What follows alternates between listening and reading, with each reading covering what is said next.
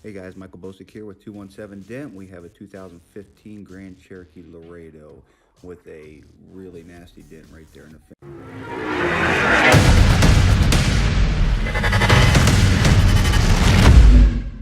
fender. That's on the edge of a panel and it crosses the body line. So what we were able to do, this dent was able to be removed flawlessly with paintless dent repair process.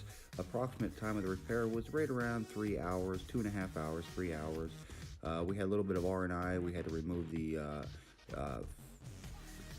fender liner above the tire, and we got access for one direction there, and we also had to remove some trim up underneath the hood to get access in behind that fender from the top angle.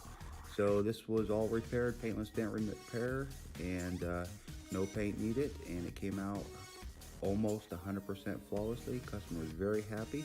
We did save the value of the vehicle. We maintained original, and all the light scratches were able to be buffed out.